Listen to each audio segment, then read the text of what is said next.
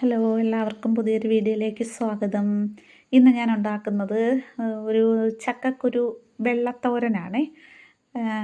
അപ്പോൾ പൊട്ട് ചക്കയുടെ കുരുവാണ് നമ്മളിങ്ങനെ വെക്കുന്നത്. ഇത് അത്ര വിളഞ്ഞ ചക്കയുടെ കുരു അല്ലാത്തതുകൊണ്ടാണ് നമ്മളിങ്ങനെ വെക്കുന്നത്. ഇതാകുമ്പോൾ അധികം കുഴഞ്ഞു പോകത്തില്ല.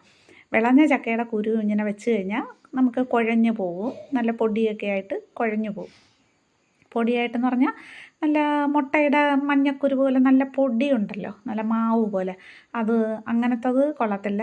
ഇച്ചിരി വിളവ് കുറവുള്ള ചക്കക്കുരുവാണ് ഇങ്ങനെ വെക്കാൻ നല്ലത്. അപ്പം ഞാൻ ചക്കക്കുരു എല്ലാം ഞാനും ആൻറ്റിയും കൂടെ ഇരുന്ന് അരിഞ്ഞ് നല്ല കുനുകുനാ അരിഞ്ഞ് കേട്ടോ, അരിഞ്ഞ് നീളത്തിൽ കുനുകുനാ അരിഞ്ഞിട്ട് ഞാൻ കഴുകി വാരി ചട്ടിയിലിടുകയാണ്. നല്ലതായിട്ട് കഴുകണേ, ഒലച്ച് കഴുകി 2-3 ഒലച്ച് കഴുകിയിട്ട് ഞാൻ ചട്ടിയിൽ വെച്ചിട്ട് അതിൻ്റെ കൂടെ ചെറിയ ഉള്ളിയും ഒരു സവാളയും കുറച്ച് ചെറിയ ഉള്ളിയും പച്ചമുളകും കൂടെ അരിഞ്ഞ് ഞാൻ ഇട്ടിട്ടുണ്ട്.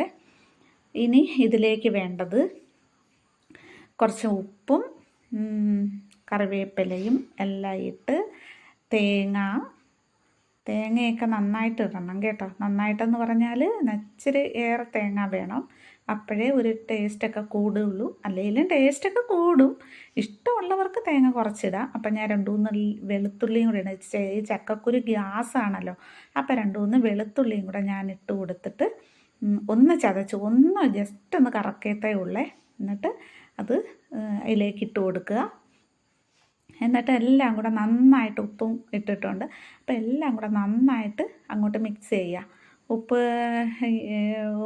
ഉപ്പ് ആവശ്യത്തിന് നിങ്ങൾക്ക് ആവശ്യമുള്ള ഉപ്പിടുക. ഞങ്ങൾക്ക് ഇത്രയും മതി. ഇവിടെ സാറിനും ആൻറ്റിക്കും ഉപ്പ് കുറവാണ്. അപ്പോൾ അതുകൊണ്ട്